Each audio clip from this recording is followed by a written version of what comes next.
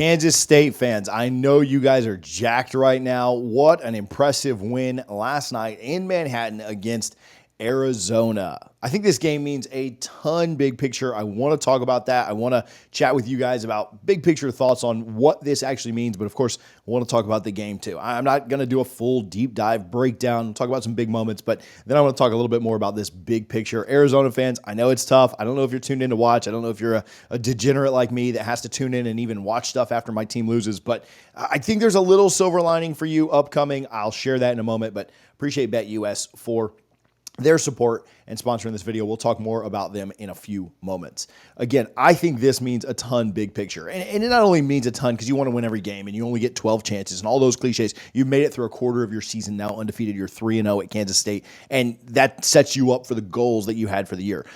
Kansas State, I don't necessarily think was a sneaky pick to compete for the Big 12. I mean, I think they were up there with the Utahs and the Kansas and Kansas. Sheesh, they were tough last night.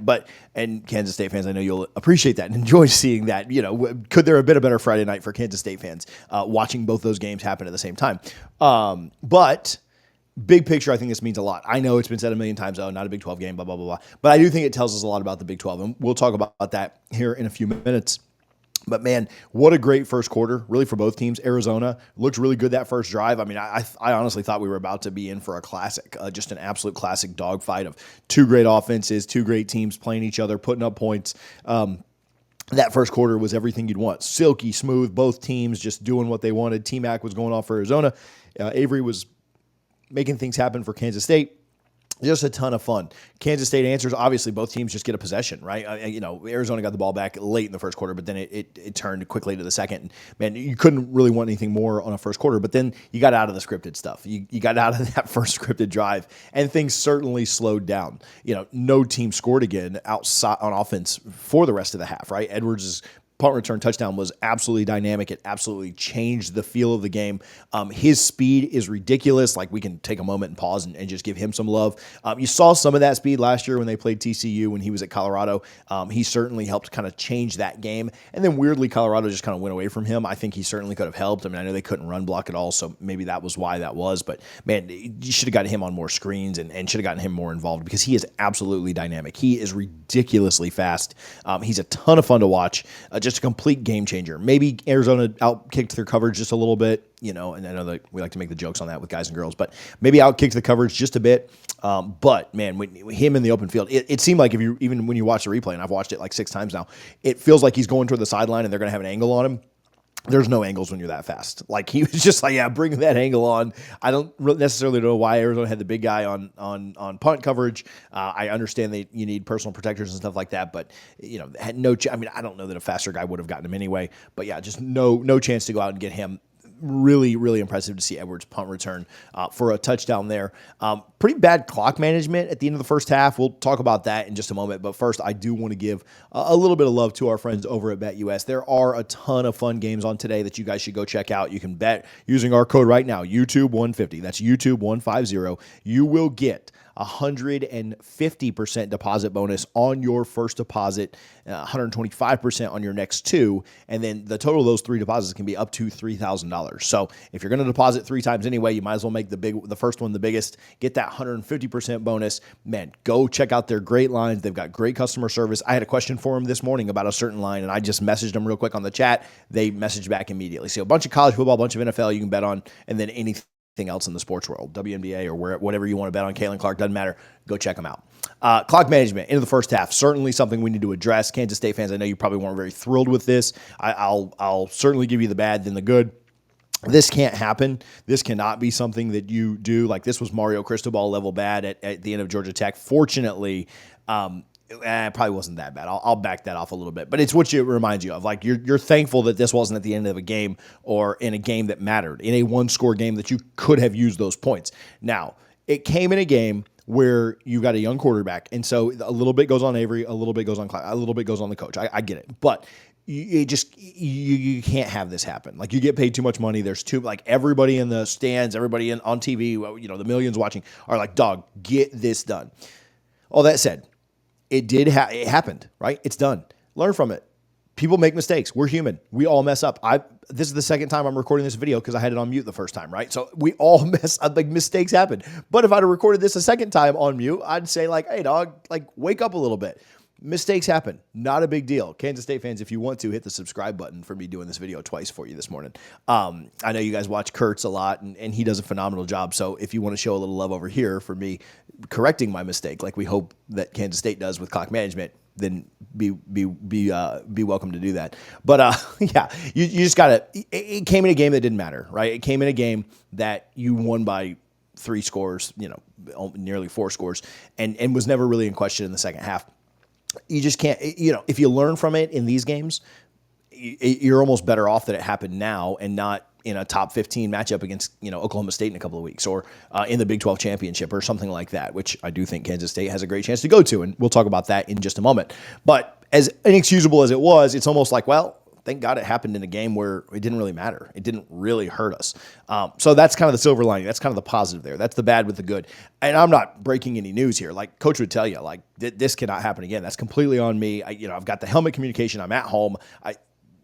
We got to communicate better. We got to do a better job. Those 3 points could be crucial. Now, you may miss the field goal anyway, but just to not even give yourself a chance is absolutely inexcusable. And again, I'm not bashing them. Coach would tell you that too. Couple of scores in the third, put it out of reach. The field goal in the fourth ices it. Kansas State's defense, man, for all the questions that we had around them after last week and playing Tulane, and we asked John in the preview, which maybe go back and listen to the preview because previews are a ton of fun when your team's already won 31-7 and scored 31 unanswered. Previews are kind of like, whew, we were sweating on Thursday, but man, this is good news here in what happened.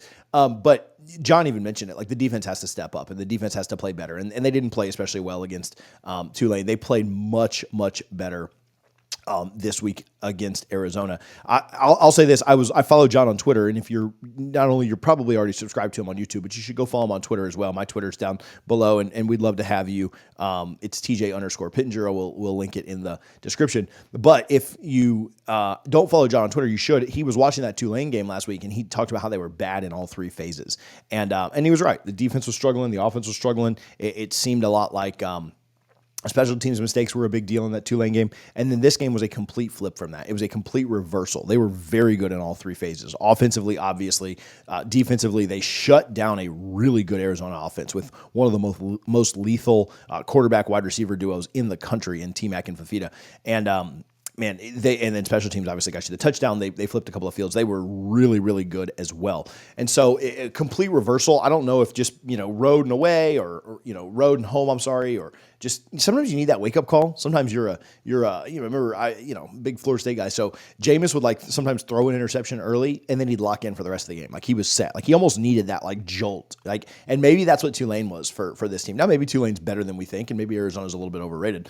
And it's probably all 3 of these things, like home and road and all those things. But I do think that they kind of got that jolt last week with Tulane. Hey, guys, you don't play your best, you're going to lose one of these games coming up soon. And so they got that jolt, got refocused, much, much better. Ironically, not a Big 12 game. I know that's been talked about, but I do think it told us a lot about the Big 12. You go look at betting odds right now, go to BetUS, go wherever. And it was Utah with a pretty steep margin of being the favorite here. And it is like razor thin now. It's like Utah plus 225, Kansas State plus 250. Like they are, separated by like percentage points of implied likelihood. And so, yeah, I think Kansas State is this close to not locking up a spot. Like you got to look at every week, you got to play every week. I get that. And certainly don't want the team or the players to look ahead. But we're not playing. Like if you're watching this, me and you, we're not playing. So who cares? We can look ahead. And I've always kind of enjoyed Kansas State. You go back to some of our earlier shows with Kurtz, and we've talked about that. I really did like Kansas State, and they were really good when I was getting into football. And so they were a ton of fun to watch. I live in Tampa, so I was a Josh Freeman fan for sure. And so I watched a bunch of highlights and stuff, and man, they were a fun team. But I do think that Kansas State has a great chance right now to go out and win the Big 12. We'll see what Utah is. Cam Rising, and we've only seen 2 games from them. We need to see more. I get it. And competition hasn't been great. But I will say Kansas State's played 2 pretty good teams, 2 pretty good out-of-conference, in-conference teams, and looked really good doing it. And there's no Big 12 team that has looked better than Kansas State so far to start this year. I don't really think that's debatable. They're the most impressive so far. They should be the highest ranked. We'll see if they are or not. that stuff doesn't really matter at this point. But I mean, in all honesty, they should be after the way they won this weekend. Oklahoma State. I know they beat Arizona or Arkansas. I know Arkansas is going to fire their coach this year, and that's just that was a classic pig suey way to lose a game, like have a big lead, blow it on the road. Just that's why Sam Pittman's probably going to be fired. But yeah, I don't think Oklahoma State is that good, and I know you can't overlook BYU, but in 2 weeks we're going to find out. The winner of that game is going to have the inside track to be one of the two teams in the Big 12 championship, and I think it's Kansas State at this point. If you had to ask me right now, my betting pick would be Kansas State to lift up the trophy and go to the playoff. But here's the good news for Kansas State fans: you don't even have to. Right? I think this is the kind of win, an out of conference, in conference win, right? If you were to go 12-1, right, you go to the Big 12 championship undefeated and lose. I think Kansas State, with their win last night, kind of placed a statement of hey, we could theoretically be an at-large team. There's a lot of people talking about the Big 12, could they get 2? Could the ACC get 2? Could this team? I don't know, but I think that if you're as good as Kansas State's going to be, and let's say Arizona meets them there, and they both have one combined loss, and then the other team loses, and so you got 2 12-1. So somebody gets the auto bid, and somebody's the 12-1 that didn't win the championship. I think both get in. I think last night was the kind of statement win that you need, that's kind of like an out-of-conference win to bolster your resume, and you won it by 24. A ranked team, people will remember what happens early in the year, and obviously what happens late in the year is certainly more on people's minds, but I think this kind of gave Kansas State a get-out-of-jail-free card if they don't win the conference. Now, right now, I think they win the conference, and that's only a quarter of the way through the season. I'm not trying to have a crazy take there, but right now they've been the most impressive Big 12 team, and I don't necessarily think it's close. Arizona fans, if you stuck through this and listened to me brag on Kansas State for 12 minutes at this point, I appreciate that. Would love for you to be part of the channel. I do think Arizona is still going to be a very good team. You got shell-shocked last night. Some silver linings if you want them. You out-kicked a punt. If not for that, it's a tie game going to the half. And then you had a bad third quarter where you gave up 2 touchdowns, and then, your offense wasn't very good, but, outside of a bad, and I'm not minimizing what Kansas State did at all, because their defense was phenomenal, and Arizona's offense just could never find the end zone after drive 1. But if you think about Arizona's defense, you gave up the touchdown in the first quarter, and you gave up 2 touchdowns in the third, right? You essentially give up 21 points there in those 2 quarters, and then a field goal in the fourth, whatever, ices it. I think the game was kind of over then anyway, and the punt return, right? And so you didn't play bad. You played pretty well for a couple of quarters, a few quarters, and really that third quarter is where it got away from you. But I think Arizona's defense is still pretty good. I do think that Fafita and T-Mac are still really good, and I think they're going to win a lot of games this year. Are they going to compete for the Big 12 championship? Probably not. They probably need that at this point to make the playoff, right? I don't know that I could see Arizona getting in as an at-large, having a 24-point loss, but yeah, maybe if you just kind of lay waste to everybody else the rest of the year and lose the Big 12 championship. I mean, at that point, you're probably 11-2. It's going to be tough, maybe, but they probably need to go out and win the thing. I don't know that can be what they're doing, but it is year 1 under a new system, and I do think they're well coached. I think they'll be a good team, but tough one last night. I think they got shell-shocked, and I think the breaks went Arizona's way, or went Kansas State's way, with the punt return, with the way that things worked out. But Arizona definitely played an okay game. However, Kansas State was certainly the better team in every aspect of the game and every facet of the game.